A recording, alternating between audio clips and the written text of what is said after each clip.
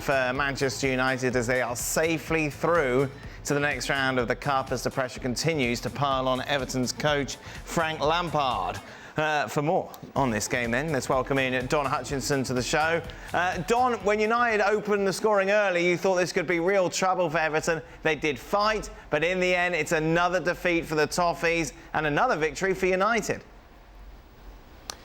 Yeah, a little bit of context to the game. I thought Everton tried in the second half. I thought they looked really good once the substitutions were made. They looked a little bit more aggressive going forward. They seemed to get confidence from still being in the game after the early goal. Dan, you're right. I think we're all sitting watching it thinking, my goodness me, this could be anything. It could be 3, 4, 5, Everton in turmoil. Frank Lampard going to be in trouble, but his team reacted in the right way. They got back into the game. They were very unlucky with the VAR decision. It was offside, but it was very tight. The width of a boot, and Everton are sitting at 2-2. All of a sudden, taking a draw, going back to Goodison Park, things could have been different. The third goal out of context was a Tyrant defender, Ben Godfrey, chasing Garnacho back. That was a little bit of a mismatch in terms of one was, fit and strong and fresh. The other one was Tyrant in the game. So I didn't think it was a result that would put Frank under any more pressure, Dan. I don't think the Everton board will react off the back of the scoreline. I think they'll give him till Southampton and West Ham. Don trying to put a lot of context into this game. From a Manchester United perspective, this winning run just keeps going, Stevie. It was kind of as you were for United.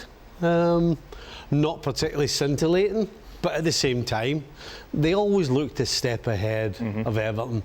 And pretty much that's what they've been like for most of what we've seen this season. They've kind of been a step ahead of the opposition, and when they've had to, they've been able to change gear and go on and win the game.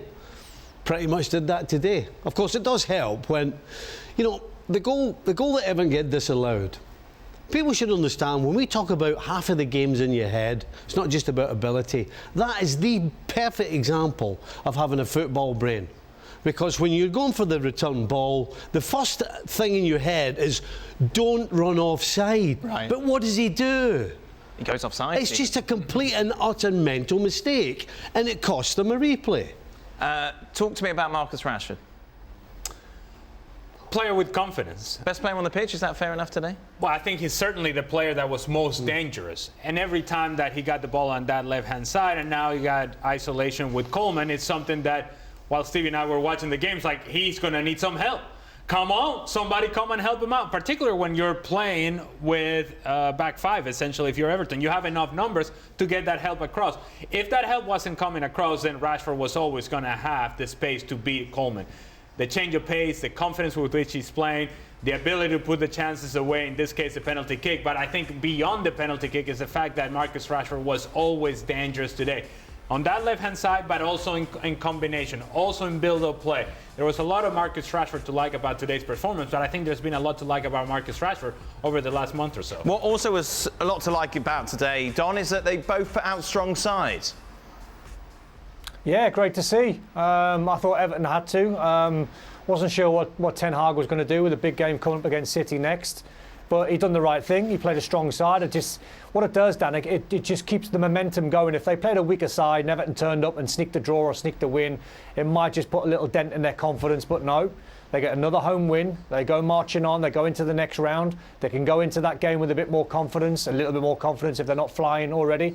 And I think for the Man United fans, when they're paying their money and they're turning up and seeing a strong side and a winning side, great on the terraces as well. So as a club, there's no drama about Man U at the moment. They're flying. They're all going in the same direction. Thank you very much for watching ESPN FC on YouTube. For more highlights, analysis and exclusive content, be sure to subscribe.